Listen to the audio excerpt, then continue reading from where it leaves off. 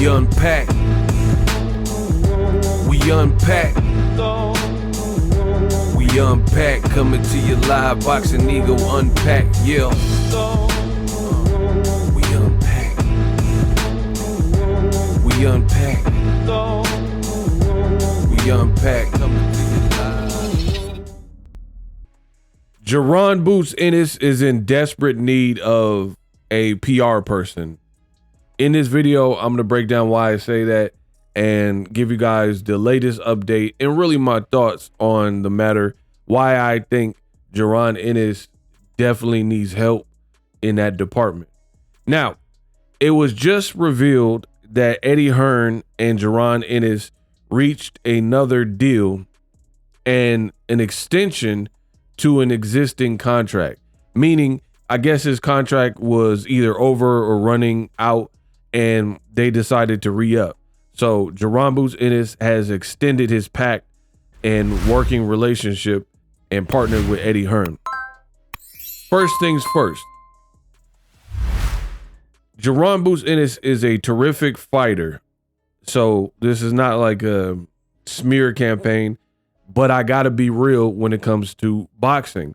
And the relationship with Eddie Hearn and Jaron Ennis, when they first made the announcement, I was skeptical. Fast forward to the extension, I am still skeptical because if we're being realistic, what has Rematch Room really provided Jaron Ennis that probably wouldn't eventually have happened on PBC, or if he were to sign to PBC or stick around with Espinoza, right? And I think a lot of these fighters, there's a naivete where they see the dollar sign and they're ruled by that. But I'm here to let you know, for anybody who is younger than me, Boxing Ego, do not believe in shortcuts. Never have, never will. The reason being is when you establish something from the ground up, grassroots, you always have a plan B or fallback plan. You always have, it's like a safety net. For example, I could speak from my life. If you look how I established my channel, I was am a pioneer in this space. There weren't people on YouTube making these types of videos, ego Weight Watchers. You know, when I first started, there was no YouTube live. You couldn't even go live. Now it's kind of a regular practice for YouTubers to go live and streaming.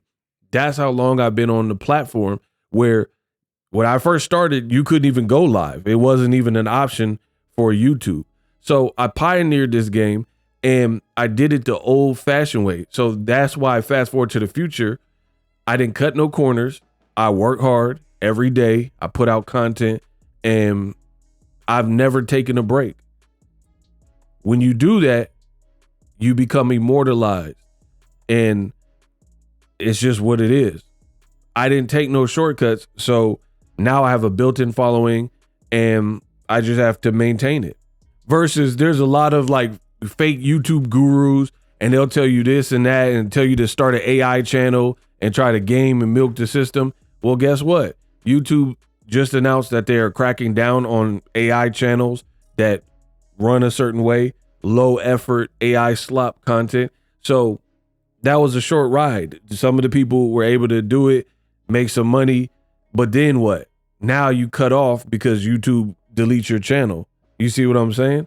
So when you build an actual brand, it's eternal. Like, you know what I mean? It keeps going and growing as long as you put the work in, you know what I mean? And that's why I don't believe in shortcuts, because in the end, when people try to shortcut it, it doesn't work better than going the long route. And if it's not going to yield me better results, then I don't want it. And we live in a society where it's instant gratification. People, they want to know everything right then and there, and they want instantaneous response. Like, you work out and you don't see results in 2 weeks, so you quit. You start a YouTube channel, you put up 3 videos and space them out, and then you're wondering why you're not a big YouTube star. Life don't work like that. You know what I mean? So I don't want to be too preachy, but this is what I really feel. And in my community, you know, ego got a rent. And this is how I feel. You don't want to cut corners. And I feel like Jaron Ennis and a lot of young fighters, they really cut corners in today's market. Like, I'm like Floyd Mayweather, easy work. Like I said before, Jake Paul, he wasn't boxing when he was 8 years old, but I was, right? Floyd Mayweather and Boxing Ego, we had the same path. We came up in our individual crafts and we put the work in every day. While others would sleep, we were out there working. You know what I mean? And then you get to reap all the benefits. But I have a quote that I came out with years ago, and a lot of people stole it and tried to like flip it, but it's my quote. I said, everybody wants to be Money Mayweather, Money May, without going through the pretty boy Floyd stages. And I really believe that. And I think you could add Jaron Boots Ennis to that list. His resume is very thin, you know, and what have you really accomplished with Eddie Hearn? Like, for real, you unified with Stanionis, wasn't really a big name, but hardcore fans can give respect to the performance and win. The other reason why I said I believe you need a PR person, or if you have a PR person, they're getting free money, because your brand, since you got with Eddie Hearn, I don't feel like it's substantially bigger. Every year upon year, a person as talented as Jaron Ennis, he should be getting bigger and bigger. He's still undefeated, but it's these personal choices that he's made along his career so far, his young career, where it's like, kind of questionable. Meaning you had stayed at welterweight for all these fights. People like me were like, man, he kind of big for welterweight. He a big dude. He gonna have to move up by the time he get 30. And then even a person like Boots, he seemed like he was subbing me. You know, he was subliminally responding to people like me who are saying that he's too big for the weight. And so, I make weight easy. Okay, then why are you moving up to 54 now? And why are you doing the timing? I believe timing is everything. The timing of Boots' decisions, terrible. After his fight with Karen Chukadzian, you didn't look amazing in that fight. That was a rematch. You did worse than you did in the first fight, because the first fight, you at least won every round. Second fight, Chukadzian was landing some nice shots on you, right? And made better adjustments than you. You still won the fight. No one's complaining about that. But after the fight, to kind of explain away the performance, you said, oh man, I think it's time to move to 54. Okay, then a fight, Turkey is aggressive with his matchmaking. A fight presents itself for you to fight Virgil Ortiz, and then your team asked for the fight at 147. But you just said post-fight that you wanted to move up to 54. You think it's about that time. So that looked bad for Boots Ennis. I'm just being real. That looked bad. Like, and then people are calling you a duck, say you ducked the Virgil Ortiz fight because you're like, oh, I'm going to stay at 47. Fine. You stay at 47. You say your goal is to get undisputed. You do one unification with Stanionis, look good, and now you're moving up. So it's like, huh? Why move up now? I thought you wanted to be undisputed. Then again, timing. Brian Norman was to fight in Japan. His team, you try to put this out there that you wanted to fight his team and get a second negotiations going, right? And then the day before his fight, which turned out to be a colossal knockout in Japan versus Jin Sasaki, the day before that, you announced publicly you're moving up to 54. So I'm like, this timing is horrible. This timing sucks. People wanted to see you versus Brian Norman, literally the best fight you could have made at welterweight. And the day before his sensational knockout, you move up in weight and announce that. Why not wait a day? You know? And then that's just Brian Norman. To me, that was the best fight to be made. But then, according to Devin Haney, he was down to fight you at 47. According to Teofimo, he was down to fight you and was calling you out. I don't think these people would beat Boots, to be honest. Brian Norman has the best chance, but out of Devin and Teo, I would pick Boots. Just my personal opinion. However, these are all great names for you on your resume. they're your contemporaries. They would be your biggest name fights, even over Stanionis, because it just would be, you know what I mean? But instead, you're 28 years old and then you decide to move up. As of me recording the video, we don't know who you're fighting at all. And it's just, these moves are weird. Now Brian Norman's fighting Devin Haney, so he's getting the fight that the public is behind and the public really likes. And that could have been you. According to Devin Haney, he did an interview with Ring TV. He said, we accepted the fight. They came to us with a Boots Ennis fight. We accepted the fight at 147. And they said, what about a catchweight at 152? Devin said, why would I fight at 152? I haven't even had one fight at the full 147. That's reasonable. You know, so now you got Brian Norman that you could have fought, or big names for your resume, T.O. or Devin.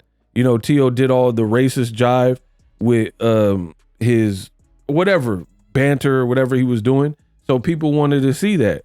But Boots Ennis, again, he's moving how he want to move. And then now you re-up with Eddie Hearn. You were better off maybe exploring your options as a free agent. See if PBC has something for you, especially if you're moving to 54. PBC just had Fundora, look great. They got Tim Tszyu, you know. They got Jermell Charlo. Like, there's some good options at Erickson Lubin. PBC has a ton of great options at 54 for you. You know what I mean? Possibly Errol Spence if he comes back, et cetera, et cetera. Or even sign maybe with Turkey because he's cashing out. You re-up with Eddie Hearn. Eddie Hearn has not produced a single American star in boxing. I've said that from the beginning, and nothing has changed. Even Eddie Hearn is doing interviews now talking about he underestimated how hard it is to break into the American market. You don't say that if you dominate, if you beat the game and you took over the American market, which is what he was saying. So what is Eddie Hearn really going to provide Jaron Ennis? It seems to me that the best bet is Eddie Hearn working with Turkey at this point for Jaron Ennis. So I really don't understand Boots' moves. The timing on them seems, again, bloody awful. It's just horrible timing, right? Horrible timing. The day before Brian Norman has a crazy knockout, you decide to announce that you're moving up. That's bad timing. I don't care what none of y'all say. I'm the best in the business, and it's not even close. Very bad timing from Boots. That's why I say he needs help and he needs a PR person. And then you sign an extension. To me, it looks like Terrence Crawford 2.0. And what I'm referring to is when Bud Crawford decided to say with Top Rank, and there were better options with PBC at the time for him. And he couldn't get none of the top level fights that he wanted. And then he looked to kind of blame people. Now he's 38, having to move up 2-3 weight classes to get a big fight. When if he would have not re-signed with Top Rank and done an extension with Bob Arum at that given time, his resume, if he would have went to PBC like everybody was asking him to do, his resume could be a lot more complete with Keith Thurman's, and, you know, maybe you could have even done an Errol Spence trilogy or 2 fights or something by now. But he chose to do what he did, and his career played out how it did. So for me, that's what it's looking like for Jaron Ennis. And then it doesn't seem like Ennis and Turkey have had the most solid relationship either. You should at least, if you're not going to go the PBC route, you should at least be trying to get in good with Turkey because he has the money to make some stuff happen, and you signed with Eddie Hearn when you were about to be a free agent. So if you guys can do a great job of explaining in the comment section the era of my thinking or how the timing for Boots' career hasn't looked bad, please let me know in the comment section. But from where I'm sitting, the moves he's making, again, a very good fighter, talented fighter, the moves he's making seem backwards. Almost every one of them. You say you need to stay at 47, and then now there's some big names popping up. T.O., Norman, Devin, And then you're like, oh, I can't make 47 no more. Huh? And then Virgil Ortiz's team is saying that you want 1 or 2 tune-ups at 54 before you fight Virgil Ortiz. Like, bro, you could have been moved up to 54. You said you wanted undisputed at 47, and then for some reason, now you've abandoned that, and you're talking about the doctor told me, but Dr. Pepper told me, Dr. Dre told me that I can't stay at the division because I'm not going to be at my best. This is a team decision you probably should have already made. After Chukazian, you kind of hinted to moving up, then you stay for Stanionis. But my thing is this, if you weren't going to complete the initial journey, what is the point of the Stanionis fight? Honestly, if you weren't going to be undisputed or even try for it because you're just going to move up to 54 and your body maybe is rejecting the thought of 147, then why'd you even do the Stanionis fight? It's kind of pointless because Stanionis, he wasn't a big, huge name. It wasn't a big box office fight, right? Only hardcores know Stanionis. He's had a lot of inactivity, and really his performance right before was not that great. You know, the performance right before he fought Jaron Ennis. See, to exist in my world, you really got to know boxing. Stanionis had an appendectomy. His fight with Virgil Ortiz kept getting pushed back and canceled. But if you watch his fight that happened a year before he fought Boots with Gabriel Maestre, that was kind of his return fight after like 2 years of inactivity. And the fight with Maestre, Stanionis didn't really look amazing in that fight. So Boots really fought Stanionis not really at a prime position. He did, however, happen to have a belt. And that's where people are gaffling y'all, right? In this new modern age of boxing, that's what they're doing. They're heavy on the this guy has a title, but you're not gonna, for a seasoned fan like me, you're not going to trick me into believing in somebody's worth because they have a title when the person, you got to know boxing. You got to know boxing. There's too many people with titles. There's people who have titles and yeah, okay, it's cool. You beat him and he had a title. Okay, now you're undisputed, but let's not act like all undisputed runs are the same. Like you can't tell me what Alexander Usyk did at heavyweight to become undisputed is the same as, in a way, fighting Paul Butler in that division to become undisputed. Beating Paul Butler is not the same as Usyk, a cruiserweight, smaller guy, fighting a 6'9" Tyson Fury to become undisputed after Tyson Fury stopped Wilder in 2 of the 3 fights, right? When Wilder was undefeated. So it's not the same.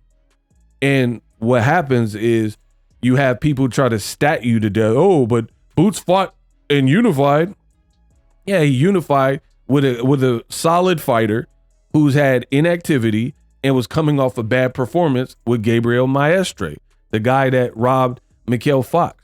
And he should have lost that fight. So Maestre is cool, but he not no like legendary, crazy Hall of Fame name himself.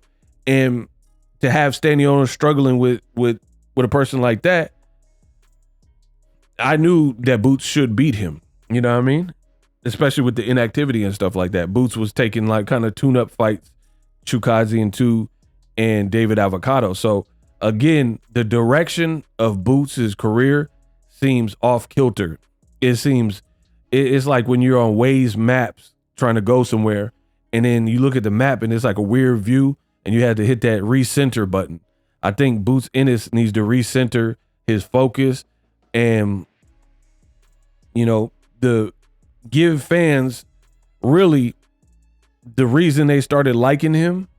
Go back to that. Fighting the best available that you could. Now the competition is growing and some of the names and opportunities are popping up. Maybe you don't get a tune-up, you know? Maybe because you're in the circuit with Turkey and Ring and Riyadh. You're kind of in that like echelon. So Turkey, he's not really giving fighters. This is what you chose. You aligned yourself with these people. So you got to play by their rules, right? You've aligned with that kind of side. So Turkey, he don't want to give people a chance. Hamza Shiraz coming off of, that's his own boy. You know, he's a fellow Muslim like Hamza Shiraz. Shiraz was coming off a very bad performance with Carlos Adames, and he moved up in weight, and he gave him Berlanga, which on paper was a dangerous fight. You see what I'm saying? He didn't even give his own boy an opportunity to like fill out the division. He says before, I'm not a charity. I'm not just giving these purses out. You're going to have to fight the styles of matches that I want to see. And it's his cash flow. So nobody can really, if you don't want to work with him, don't work with him, but then don't get that type of money. So for me, I'm missing the plot when it comes to Boots' career. Signing the extension, I mean, for what? Like, because you made some more dollars than when you were with Espinoza, but they would have put you on better cards and built you up better than what's happening. But again, a lot of these new fighters, they're going for the shortcut. They looking for the quick money, like the more money now type of thing, you know? And it don't work like that. Like even Richardson Hitchens to a degree, like he was with Mayweather Promotion. He's like, oh, I got with Eddie Hearn and I started making more. Yeah, you start making more right then and there. But guess what? If you start losing, Eddie can't revive you. He hasn't shown the propensity. Where's Liam Paro? What about Subriel Matias? Why did Alicia Baumgardner sign with Jake Paul? You know, all these other fighters that Eddie Hearn had, and then when they lose or then they pop dirty, like Alicia Baumgardner had that pop dirty thing, he dismisses you basically. So it's all cool why Jaron Ennis is winning and Richardson Hitchens is winning, but guess what? Inevitably, if you lose, guess what? Them purses are going to change, or you might get bailed on by Eddie Hearn. I'm just being real. So for me, I like stability, even if it takes longer. And I think for Boots to be getting the proper paychecks that he really wanted, it would have took longer with PBC, but he would have become a bigger star and potentially a pay-per-view star. Then it would be worth it. Because once you enter the Manny Pacquiao, Canelo, Floyd Mayweather space, the way you came up and what you're not going to be worried. Like Floyd was getting $100 million guarantees. I don't think he's worried about his early days with Top Rank and how much his 16th fight was. He don't care about that no more. You make it what it is. You know what I mean? So it's like everybody got to work, man. Everybody got to work, get to a certain level, and then once you get to that level, there's no looking back. You know what I mean? But a lot of people want to skip that step, and I feel like Boots is one of them where he's kind of like skipping. Like Brian Norman, look at him. Brian Norman is younger than Boots, and it could very well be argued that he has a more anticipated, better name that he's getting ready to fight, is already signed for, in Devin Haney. Like, meaning if Brian Norman beats Devin Haney, it'll be a bigger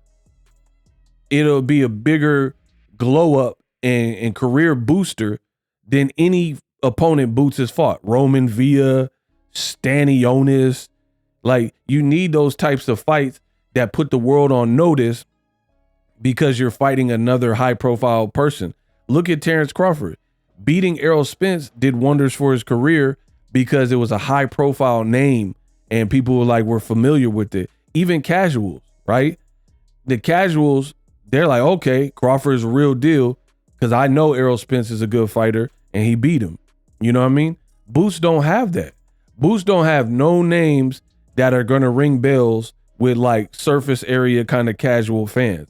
However, if Boots fought Teofimo or Devin and beat them, that would do more for his career than beating good fighters, but very obscure names like Stanionis and Roman Villa. And Roman Villa got cooked after the Boots fight too.